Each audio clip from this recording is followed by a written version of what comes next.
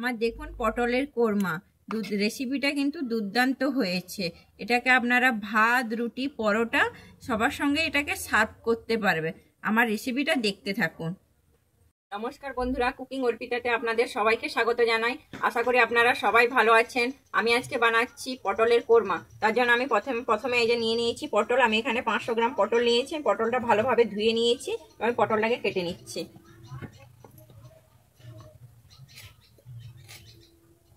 আমি প্রথমে পটলের ছালটাকে ছাড়িয়ে নেব।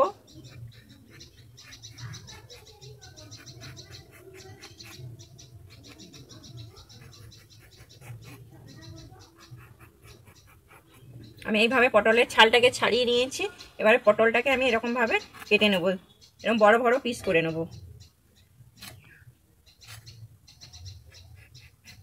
আমি পটলগুলোকে কেটে নিয়েছি। আমি কিন্তু এখানে এরকম ভাবে কেটেছি, দুভাবেই কেটেছি পটলটা। আমি এরপরে নিয়ে নিয়েছি টমেটো। আমি এখানে 2টো টমেটো নিয়েছি, আর নিয়েছি আদা আর 5টা কাঁচা লঙ্কা, আর এখানে নিয়েছি কাজু আর একটু চালমগজ। আমি আদা আর কাঁচা লঙ্কাটা একসঙ্গে বেটে নিচ্ছি, চালমগজ আর টমেটোটা আমি আলাদাভাবেই বেটে নেব। পটলে নুন হলুদ মাখিয়ে নিচ্ছি। নুনটা আপনারা আপনাদের পরিমাণ অনুযায়ী দেবেন। আমি নুন আর হলুদটা মাখিয়ে নিচ্ছি। আমি কড়াইতে সাদা তেল দিয়ে দিয়েছি। আমার তেলটা গরম হয়ে গেছে। আমি এবারে পটলগুলোকে ভেজে নিচ্ছি।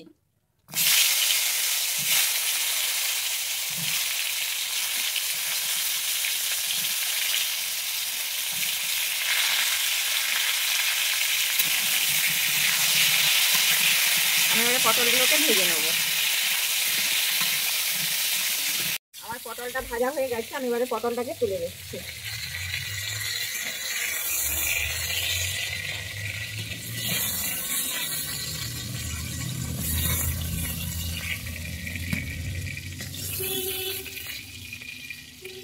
আমি কড়াইতে সাদা তেল দিয়ে দিয়েছি। আমার তেলটা গরম হয়ে গেছে।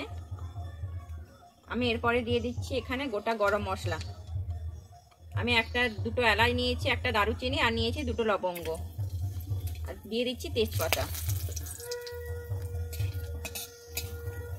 পরে আমি দিয়ে দিচ্ছি চিনিটা।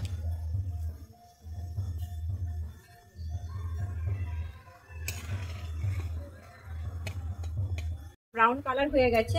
আমি এর মধ্যে দিয়ে দিচ্ছি একটু হলুদ গুঁড়ো, দিয়ে আমি যে আদা কাঁচা লঙ্কাটা বেটে রেখেছিলাম ওইটা দিয়ে দিচ্ছি। দিয়ে আমি আদা কাঁচা লঙ্কাটাকে একটু ভেজে নেব।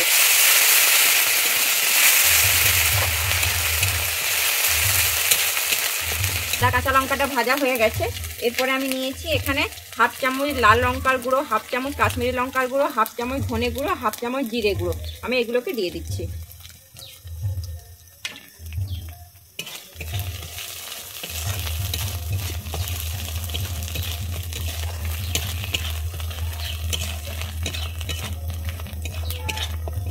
আমার মশলাটা কষানো হয়ে গেছে। আমি এর মধ্যে দিয়ে দিচ্ছি টমেটো বাটা। আমি যে 2টো টমেটো নিয়েছিলাম, তো টমেটো বেটে নিয়েছি, দিয়ে দিচ্ছি।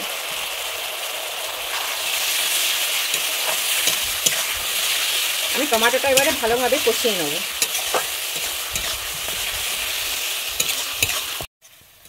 আমার টমেটোটা কষানো হয়ে গেছে। আমার টমেটো থেকে তেল ছেড়ে দিয়েছে। এরপরে আমি দিয়ে দিচ্ছি কাজু আর চালমগজ বাটাটা, দিয়ে আমি আবারও ভালোভাবে কষিয়ে নিচ্ছি।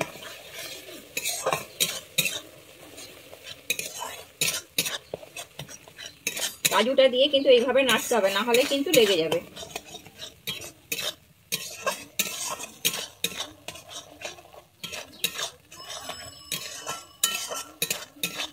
আমার কাজুটা কষানো হয়ে গেছে, কাজু থেকে তেল ছেড়ে দিয়েছে। এরপরে আমি দিয়ে দিচ্ছি একটু বাটি ধুয়ে জল।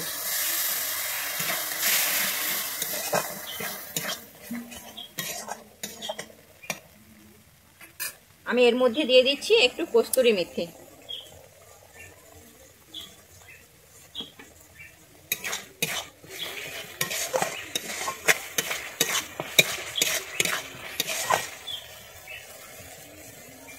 এরপরে আমি দিয়ে দিচ্ছি ভেজে রাখা পটলটা।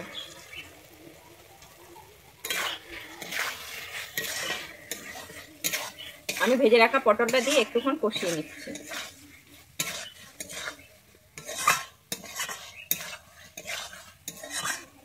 পটলটা কষানো হয়ে গেছে। আমি এর মধ্যে দিয়ে দিচ্ছি পরিমাণ মতো লবণ। আমি যেহেতু আগে লবণ দিয়েছিলাম, তাই এখানে আমি অল্প পরিমাণে লবণ দিয়ে দিচ্ছি। লবণ দিয়ে আমি আরেকটু ভালোভাবে নেড়ে চেড়ে নিচ্ছি। আমি এখানে একটা নারকেল নিয়েছিলাম, আমি নারকেলটা চুড়ে নিয়েছিলাম আগেই। আমি নারকেলের মধ্যে আমি দুধ জল দিয়ে দিয়েছি, আমি দুধটা বের করে নিচ্ছি।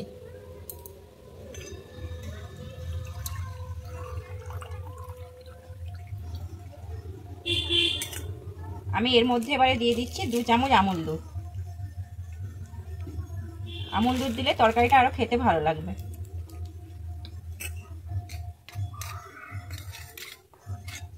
দিয়ে দিচ্ছি এবারে নারকেলের দুধটা।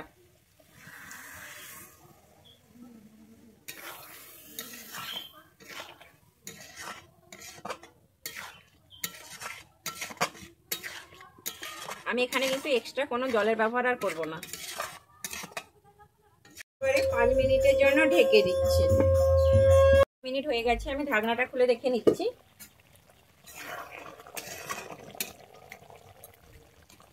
এর মধ্যে আমি দিয়ে দিচ্ছি এবারে ঘি। আমি 1 চামচ ঘি দিয়ে দিচ্ছি।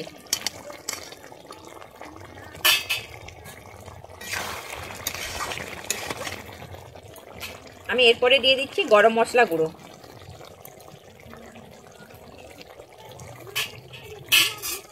আমি এরপরে দিয়ে দেবো এখানে কুচানো ধনেপাতাটা।